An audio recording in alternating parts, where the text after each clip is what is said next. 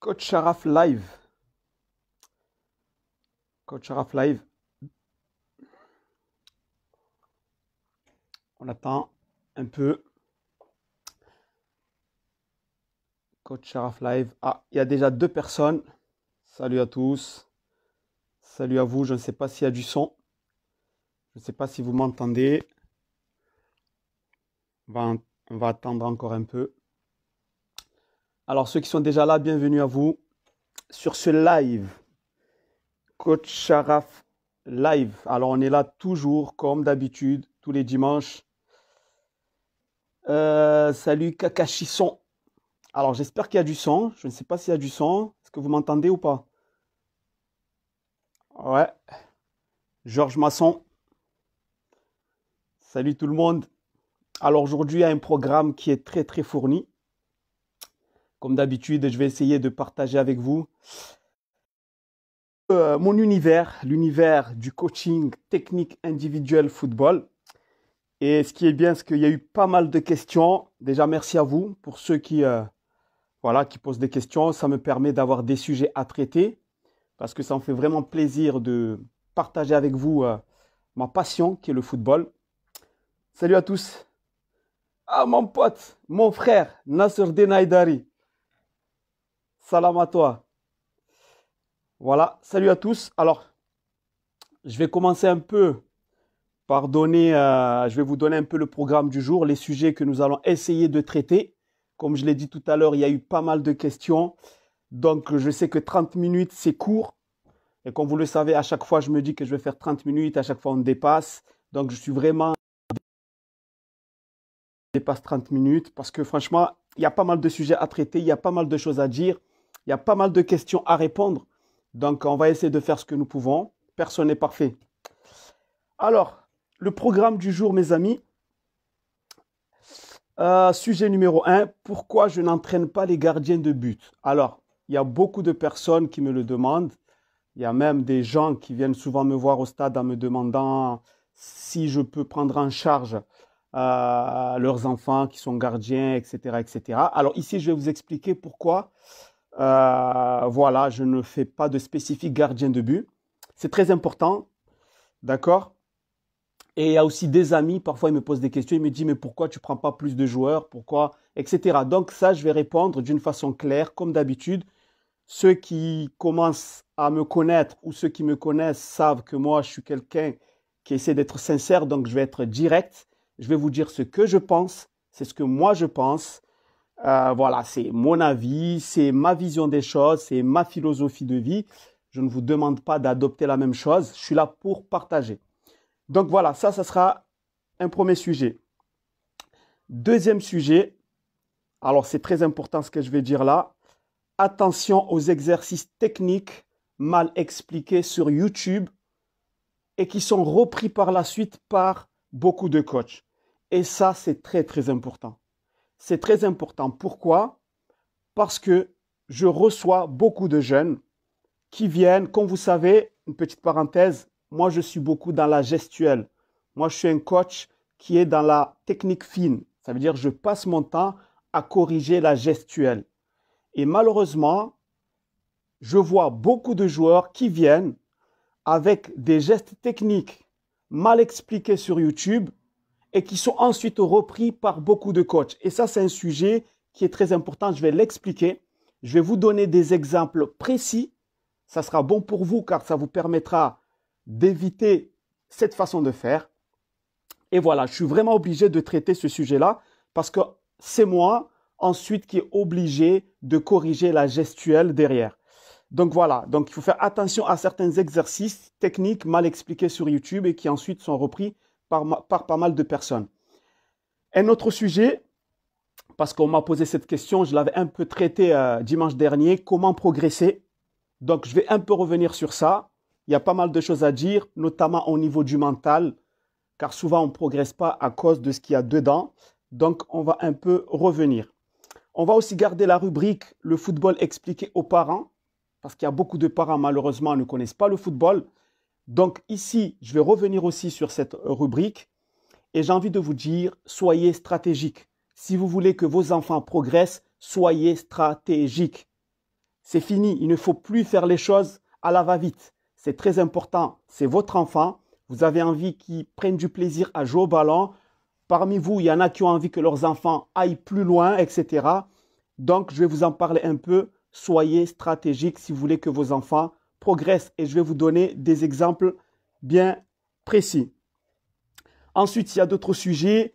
Les exercices de base pour progresser lorsque vous êtes seul. D'accord? Je vais vous donner des exemples.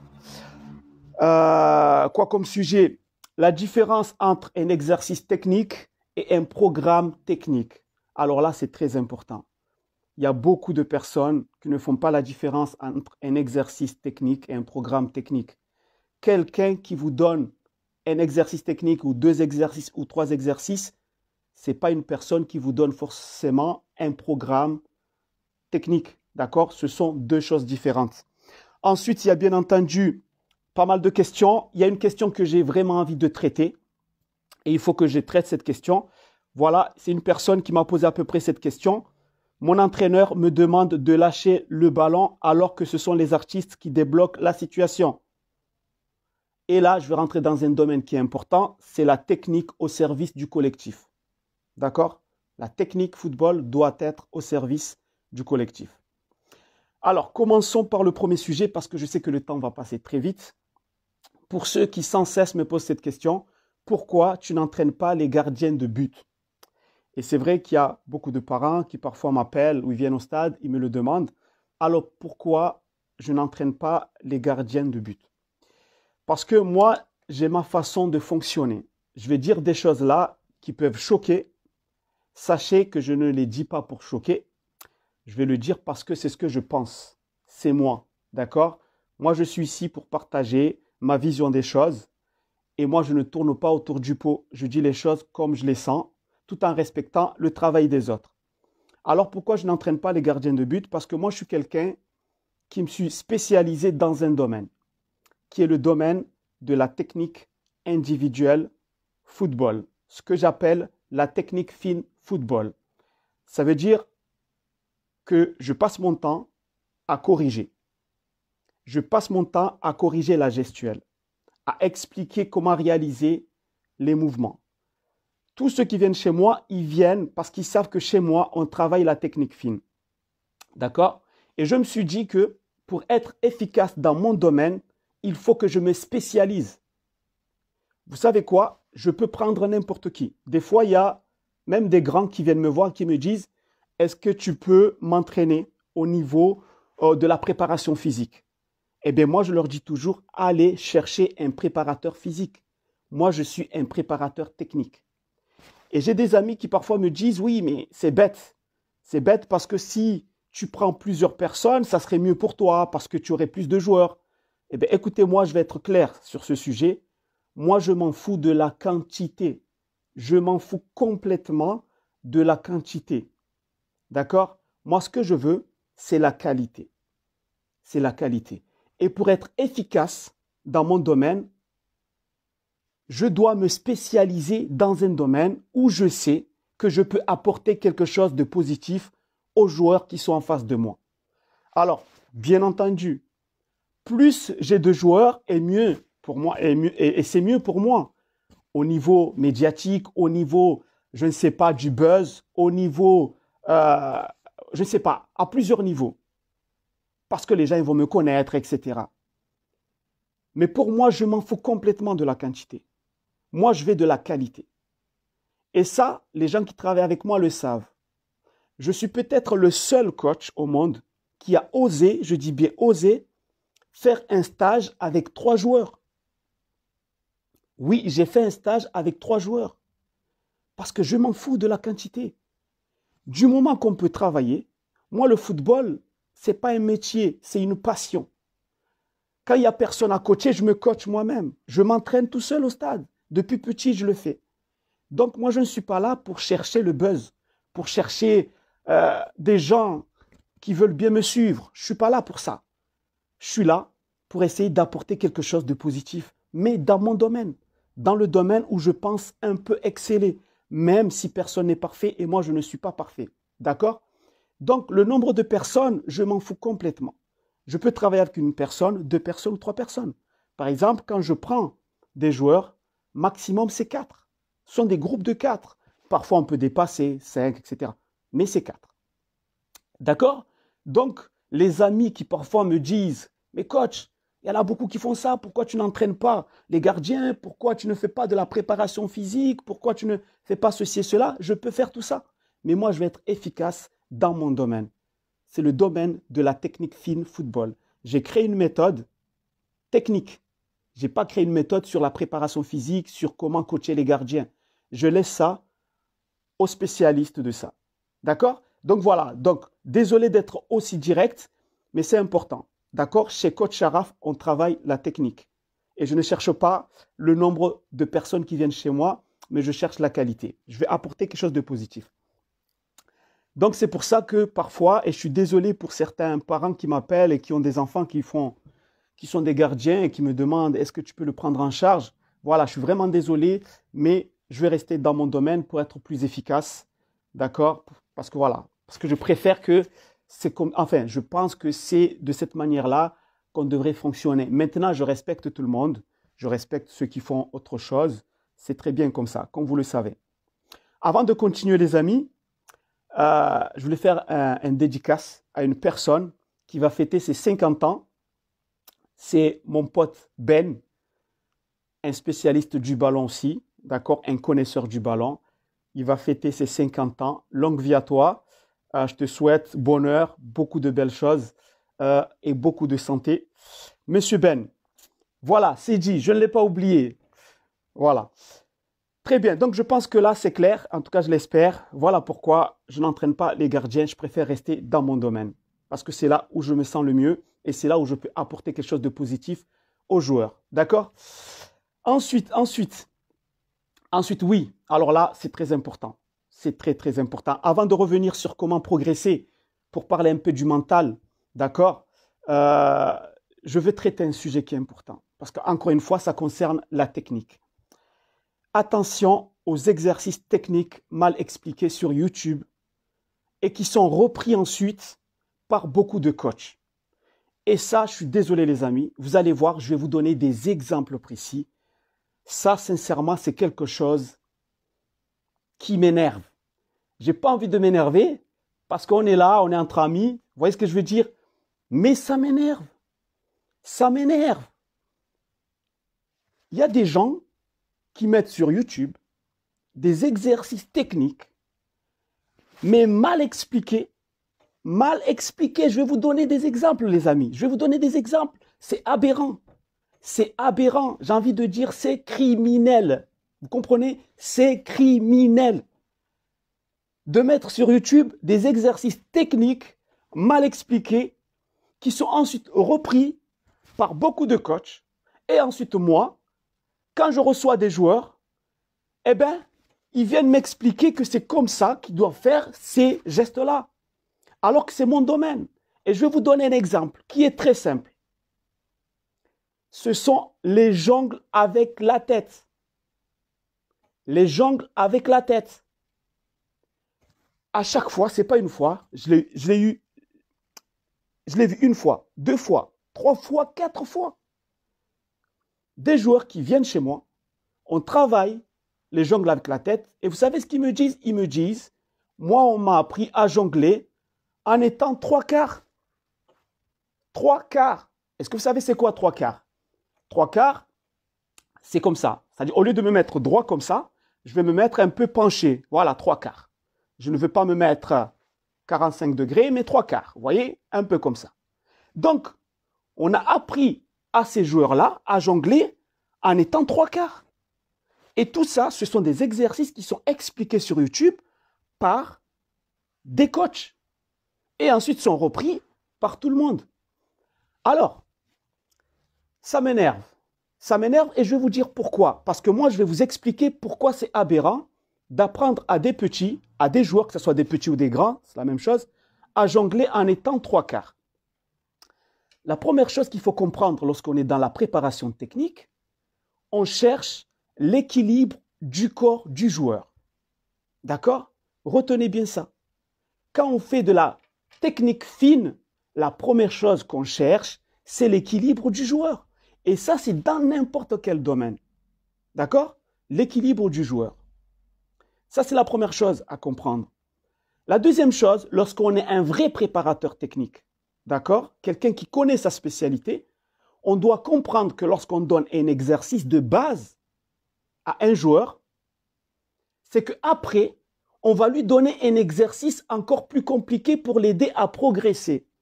Mais si, dès la base, le joueur, on ne lui a pas appris l'équilibre, comment voulez-vous qu'ensuite, le joueur puisse faire des exercices plus compliqués? C'est aberrant. C'est aberrant. Je suis désolé. Alors, je précise quelque chose. Une chose. Je suis obligé de parler comme ça parce qu'on est dans mon domaine, le domaine de la technique. Ici, je ne parle pas du jeu collectif. Je laisse ça aux spécialistes du jeu collectif. Je ne parle pas de préparation physique. Je laisse ça aux spécialistes de ce domaine-là. Je ne parle pas de, je ne sais pas, de spécifique, je ne sais pas quoi. Ici, on parle de spécifique technique individuelle football. D'accord? Et c'est mon domaine. Donc, je me permets d'expliquer les choses avec beaucoup d'énergie. D'accord? Pour ne pas dire autre chose. Alors, pourquoi c'est aberrant? Pourquoi c'est pas logique? Comme je l'ai dit tout à l'heure, lorsqu'on enseigne le football, dans la préparation technique, on doit enseigner l'équilibre du corps. Le corps, il doit être en équilibre. D'accord? Lorsque vous demandez à un petit ou à un joueur de jongler en étant trois quarts, est-ce que vous pensez que le joueur est en équilibre? Ça, c'est une première question. Eh bien non, le joueur n'est pas en équilibre en trois quarts. Le joueur est en équilibre lorsque les jambes sont parallèles. D'accord? L'équilibre, on l'a en ayant les jambes parallèles. Déjà, ça, c'est la première chose. La deuxième chose, comme je l'ai dit tout à l'heure, lorsqu'on donne un exercice de base, c'est pour travailler l'équilibre, pour ensuite donner des exercices beaucoup plus compliqués. Donc, lorsque vous dites à un joueur de se mettre trois quarts, ensuite, vous lui demandez de perfectionner ses jongles, il ne pourra jamais les perfectionner. Et moi, je vais vous montrer comment on perfectionne les jongles avec la tête. La première chose, les jambes doivent être parallèles pour travailler l'équilibre, d'accord? Donc, je vais jongler avec la tête, ok?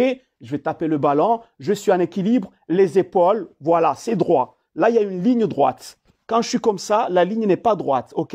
Quand je suis comme ça, la ligne est droite.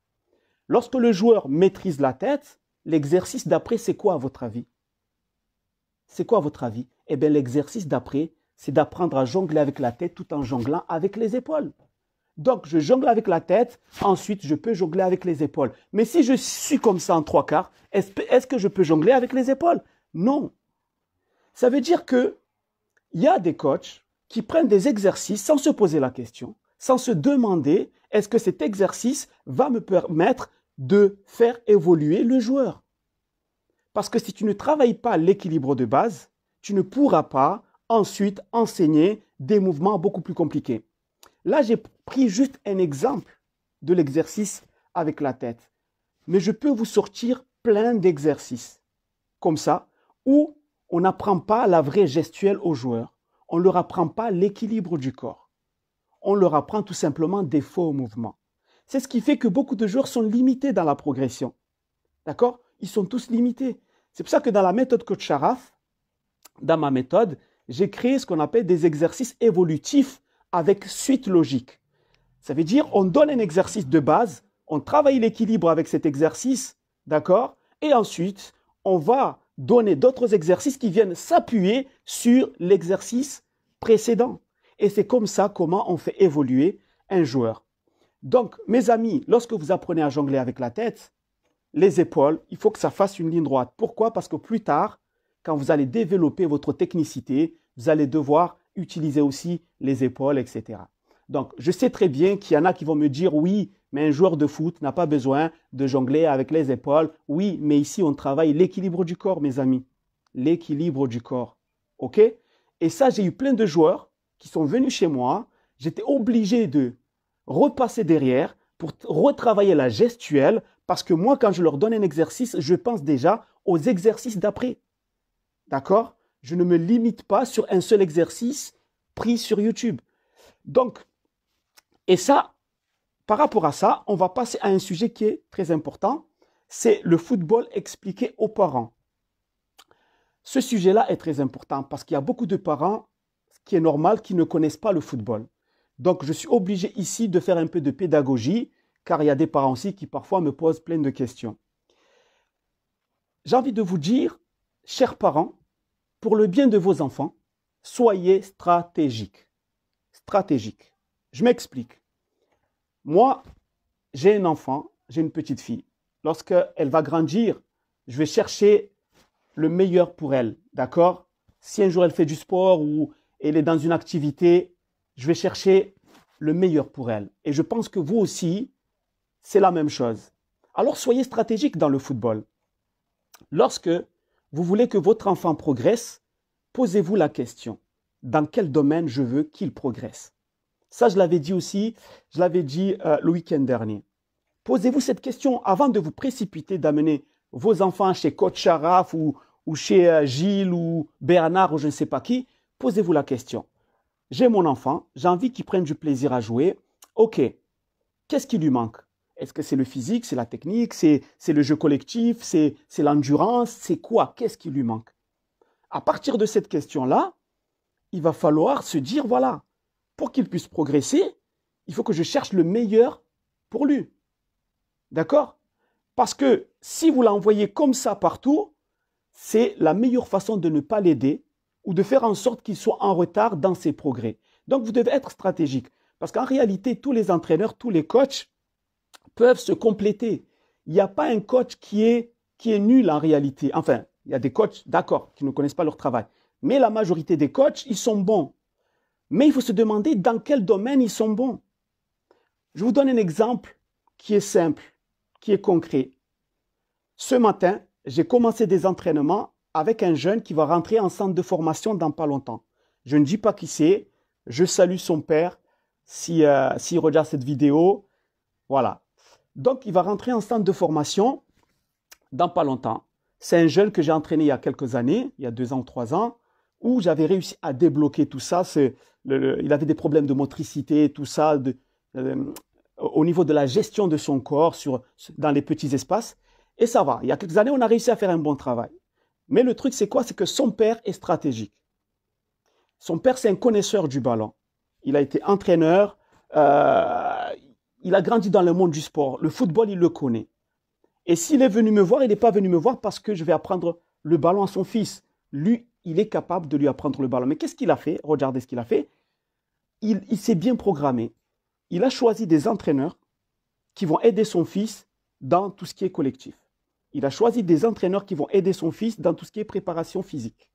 Il sait que son fils va rentrer en centre de formation là, donc il va apprendre à jouer à son poste. Mais sur la préparation technique fine, il est revenu me voir. Il a dit, ce domaine-là, je vais le travailler avec toi, le reste, je m'en occupe. Et il a raison. Il a raison. Pourquoi? Parce qu'il connaît le football. Et il cherche en fait, dans différents domaines, le meilleur pour son enfant. Maintenant, si vous pensez que quelqu'un d'autre est meilleur que Coach Sharaf ou qu'un tel, allez-y. Je suis le premier à vous le dire, allez-y. C'est pour le bien de votre enfant. Là, il n'y a plus de sentiments. Parce que si votre enfant sait jouer, c'est pour son bien-être. Et peut-être, si Dieu le veut, il pourra un jour aller plus loin dans le football. Je ne dis pas forcément être pro, mais il pourra jouer, je ne sais pas, en national ou je ne sais pas. Au moins, il prendra du plaisir. Donc, il n'y a pas de sentiment. C'est pour ça que souvent, je dis à certains parents, ne venez pas chez moi parce que vous aimez bien la longueur de ma barbe. Ne venez pas chez moi parce que je suis gentil. Moi, je ne compte pas sur ma gentillesse. Tous les jours, moi-même, je m'entraîne pour être efficace dans mon domaine. Parce que je veux compter plus sur mes compétences que sur ma gentillesse. Ma gentillesse, c'est un plus. Je veux que les gens qui viennent me voir, ils me disent, voilà, on vient te voir toi parce qu'on veut travailler telle chose avec toi. Donc, faites la même chose pour vos enfants. Même les clubs, quand vous l'amenez dans un club, dites-vous, est-ce que ce club est le meilleur club pour mon enfant? Vous voyez, soyez stratégique. Soyez stratégique. D'accord? Même ceux qui viennent chez moi, je sais que là, il y a des gens qui viennent chez moi. Ne venez pas chez moi parce que je suis gentil. Venez seulement si vous pensez que je suis le mieux à même d'apporter ce petit plus dans le domaine technique fine à votre enfant. Si vous trouvez un autre, allez-y chez lui. C'est sincère ce que je vous dis parce que c'est pour le bien de votre enfant. Voilà. Donc ça, c'était un petit message pour les parents. Cherchez le meilleur et sachez qu'en réalité, tous les coachs peuvent se compléter. Chacun a son domaine. Il n'y a pas un coach vraiment parmi tous les coachs qui font du spécifique. Il n'y en a pas qu'on peut dire qu'il est nul. Non, ce n'est pas vrai. Ça, c'est quelque part mentir. Mais chacun a un domaine où il pourra apporter plus et ça peut aider votre enfant à aller plus loin. Voilà. Moi, je dis ce que je pense. Vous faites ce que vous voulez. C'est votre affaire. Je suis là pour partager. C'est que du plaisir. Très bien. Alors, question suivante. Une question qu'on m'a posée. Je préfère traiter cette question. Alors, c'est un joueur, en fait, qui m'a posé cette question et je trouve que c'est une question qui est très importante parce qu'on va parler de la technique au service du collectif. Donc, il me pose cette question, il me dit, mon entraîneur me demande de lâcher le ballon alors que ce sont les artistes qui débloquent la situation. Alors, tu as raison, mais en même temps, tu as tort. Alors, tu as raison quand tu dis que c'est vrai, ce sont les joueurs très techniques qui débloquent la situation. Ça, c'est vrai. Tous les grands joueurs, les amis, tous les grands joueurs sont des joueurs techniques. Je suis désolé de le dire, mais c'est une réalité. Zidane, c'est un grand joueur parce qu'il est technique. Je l'ai déjà dit dimanche dernier. C'est un grand joueur parce qu'il est technique. Il n'est pas rapide, mais il est technique. Donc, il est bon. Messi, il n'est pas costaud, mais il est technique. Donc, il compense avec sa technique. Neymar, voilà, c'est vrai, c'est un beau gosse, mais surtout, il est technique. Vous prenez tous les grands joueurs. Cristiano Ronaldo, il est physique, mais surtout, il est technique. Ce sont les joueurs techniques qui débloquent les situations sur un terrain. Donc là, tu as raison quand tu dis ça. Par contre, il faut bien réfléchir parce que la technique ne doit pas être appliquée n'importe comment. Je ne peux pas arriver sur un stade comme ça parce que tu es un technicien, tu vas prendre le ballon, voilà, tu t'amuses. Non, non, non, non. 1000 fois non. La technique individuelle doit être au service du collectif. La technique individuelle doit être au service du collectif. D'accord? Tu ne joues pas seul. Nous sommes dans un sport un sport collectif. Et ta technique doit être au service du collectif. Ça, c'est un point numéro 1. Un point numéro 2, la technique individuelle doit servir à accélérer le jeu. Tu ne peux pas venir prendre le ballon, rester seul, tourner en rond pendant 10 ans. Accélère le jeu. Zidane était technique. Lorsqu'il récupérait le ballon, il n'était pas rapide, mais il envoyait le ballon pour un joueur plus rapide. Mais là où il gagnait du temps, c'est au niveau de sa technique. Il était capable de dribbler un joueur en un contrôle. Il le mettait dans le vent. Et comme il n'est pas lui-même rapide, eh bien, il l'a envoyé pour les joueurs les plus rapides.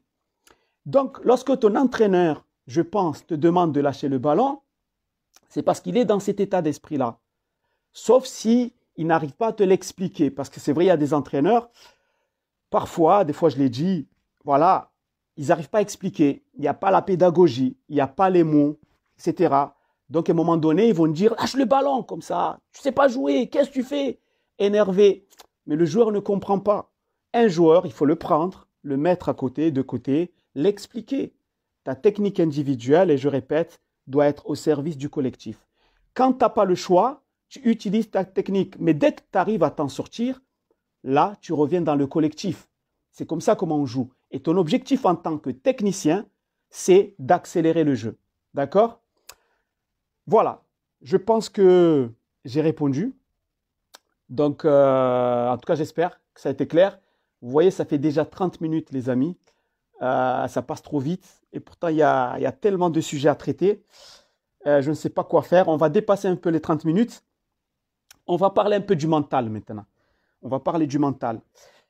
Parce que voilà, ça, ce sont des questions qu'on me pose souvent. Comment progresser?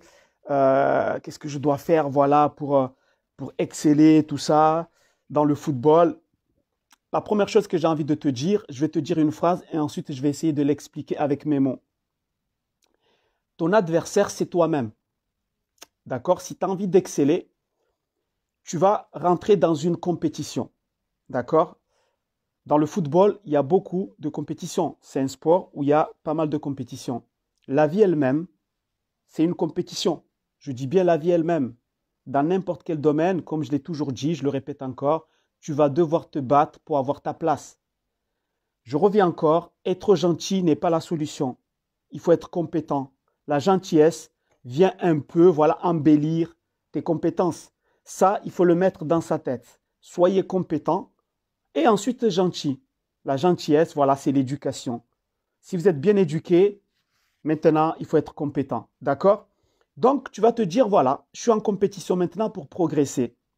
Mais tu n'es pas en compétition avec les autres, les amis. Vous n'êtes pas en compétition avec les autres. Vous êtes en compétition avec vous-même, les gars. C'est avec vous-même. Il y a une phrase qui dit, écoutez bien, lorsque vous arrivez à combattre l'ennemi, l'adversaire de l'intérieur, aucun adversaire de l'extérieur ne peut. Lorsque vous arrivez, écoutez-moi bien, c'est très important. Cette phrase est très importante pour quelqu'un qui veut exceller dans n'importe quel domaine. Si vous arrivez à combattre l'adversaire qui est à l'intérieur de vous-même, aucun adversaire de l'extérieur ne peut vous battre. Votre premier adversaire, c'est vous. Tout simplement. Ça veut dire quoi? Ça veut dire que vous devez vous battre contre vous-même, vous lever pour aller vous entraîner. D'accord? Avoir beaucoup de rigueur dans vos entraînements, être déterminé, avoir un plan d'action. Arrêtez de faire les fatigués. Arrêtez de jouer les fatigués. Je veux dire, pendant que toi, tu es fatigué, il y en a qui bossent. Tu vois ce que je veux dire? Tu peux être fatigué si tu as envie, rester devant la télé toute ta vie, mais il y en a qui avancent. Il y en a qui avancent. Tu peux compter sur tes acquis, dire, moi je suis un bon, je suis gentil, je suis sympa, les gens m'aiment bien, mais il y en a qui bossent derrière. Il y en a qui s'entraînent. Il y en a qui sont en train de développer leurs armes. Vous voyez ce que je veux dire? Et demain, si toi, tu ne bosses pas, ils vont te passer devant. Donc, toi, tu dois te dire que mon adversaire, c'est moi. Il faut que j'arrive voilà, à me réveiller. Il faut que j'arrive à avancer, même quand je n'ai pas envie. Même quand je n'ai pas envie, je le fais quand même. Parce que c'est pour mon bien. Plus tard, je vais être tranquille. Plus tard, tu seras tranquille. C'est maintenant qu'il faut travailler et plus tard, tu seras payé. C'est pour ça que moi, ceux qui travaillent avec moi le savent. Moi, j'aime bien travailler avant d'être payé. C'est comme ça. Ne venez pas me dire, voilà, on te paye, on te donne, ne me donnez rien du tout. Je travaille, ensuite je mérite. Si j'ai bien travaillé, là, je le mérite. Mais ça, c'est juste mon état d'esprit. Pourquoi? Parce que j'aime pas me donner des, comment dire, j'aime pas me donner des excuses. Ou je n'aime pas mériter quelque chose que je ne mérite pas. D'accord? Donc, je dis toujours à ceux avec qui je travaille, laissez-moi travailler d'abord. C'est pas grave. Au moins, ça m'apprend quelque chose. Ça m'apprend à compter que sur moi. Si un jour je trouve quelqu'un pour m'aider, tant mieux. S'il n'y a personne, tant pis. D'accord? Donc, c'est ça la première chose. Si vous voulez progresser, encore une fois, dimanche dernier, j'ai donné d'autres explications. Donc, aujourd'hui, je viens compléter. Si vous voulez progresser, la première chose que vous devez faire, vous devez comprendre que votre adversaire, votre premier adversaire, c'est vous-même. Donc, il faut être discipliné. Il faut avoir un programme. S'accrocher à ce programme, même quand on n'a pas envie, on essaie quand même d'aller de l'avant et vous allez voir que cet état d'esprit-là, vous pouvez ensuite le reproduire dans la vie de tous les jours. Parce que le sport, notamment le football, pour moi, c'est une école, comme j'ai dit dimanche dernier, c'est une école où on apprend des valeurs, on apprend pas mal de choses, une façon d'être, une philosophie de vie. Et demain, dans la vie de tous les jours, on pourra ensuite utiliser tout ce qu'on a appris dans le sport pour être meilleur dans la vie de tous les jours. Donc voilà, c'était le petit conseil aujourd'hui que je peux donner pour tous ceux qui se demandent comment progresser, comment aller de l'avant, etc. etc. Oui, les exercices de base, ça c'est aussi une question qu'on me pose souvent. Quels sont les exercices de base pour progresser lorsqu'on est seul? Alors, le petit conseil que je peux vous donner, travaillez d'abord tout ce qui est équilibre du corps. Travaillez d'abord tout ce qui est motricité, coordination, voilà. Votre corps, vous savez, moi, vous savez que je viens du football, mais je viens aussi du football freestyle. Et j'ai appris dans le football freestyle qu'en réalité, tous les mouvements qu'on réalise se réalisent grâce à l'équilibre du corps. Si ton corps n'est pas équilibré, s'il n'y a pas de meilleurs appuis, etc., tu ne pourras jamais progresser. La gestuelle est la base. C'est pour ça que dans le module 1 de ma méthode, c'est tout ce qui est maîtrise du corps. C'est le module 1. C'est la première chose qu'il faut travailler. avant de vouloir rentrer sur le terrain, aller à droite, à gauche, et pensez à vous, à votre équilibre. D'accord? C'est très important. Et des exercices de motricité et coordination, il y en a plein. Moi, dans ma méthode, je les ai classés par niveau et comment dire, et par difficulté. C'est-à-dire, comme je l'ai dit tout à l'heure, ce sont des exercices évolutifs.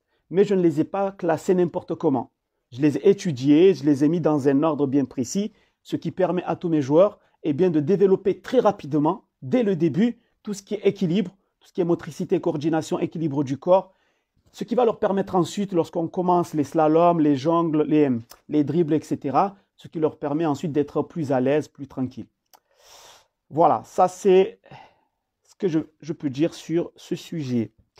Donc voilà les amis, ça fait déjà 30 minutes. Je sais qu'il y a encore pas mal de choses à dire, mais je n'ai pas envie de vous saouler pendant longtemps. Donc, je pense qu'on va s'arrêter là. Encore une fois, une petite pensée à mon pote Ben qui fête ses 50 ans. Longue vie à toi. Et à tous ceux que j'entraîne, que je vois là. Merci de votre présence. Alors les autres, n'hésitez pas à poser vos questions pour dimanche prochain. On essaiera encore une fois. Comme vous voyez, moi je dis ce que je pense. Je respecte le travail de tout le monde. Mais dans le domaine technique, c'est mon domaine. Voilà, je suis un passionné. Des fois, je peux parler avec beaucoup plus d'énergie. Mais ce n'est pas par méchanceté, c'est par passion. Je suis comme un cuisinier qui qui aime le goût. Il ne peut pas laisser n'importe qui venir lui dire que le salé, c'est le sucré, que le sucré, c'est le salé. Non, à un moment donné, il faut stopper. Donc moi, quand je parle de technique, voilà, je suis passionné. Donc c'est pour ça que parfois, je peux dire des choses d'une façon un peu radicale. Mais ce n'est pas par méchanceté. C'est pour le bien de tous les jeunes qu'on entraîne. Parce que des Messi, on peut en avoir plusieurs. S'il y a des gens, des vrais coachs, pour leur enseigner le football. Des Zidane, on peut en avoir. Il ne faut pas compter sur le hasard pour avoir demain des Messi, des Zidane ou de je ne sais pas quoi. Les Zidane, les Messi, les Neymar, on peut les fabriquer. Moi, je vous le dis, on peut les fabriquer. Mais il faut des gens qui sont compétents dans plusieurs domaines dans le monde du football. Voilà, des gens qui connaissent vraiment leur domaine. Et si chacun apporte vraiment sa pierre à l'édifice, demain, on peut avoir des joueurs vraiment excellents. Sur ce, mes amis, restez toujours motivés. C'était Coach Sharaf Live. Je vous donne rendez-vous dans une prochaine vidéo, si Dieu le veut. À très bientôt. Ciao!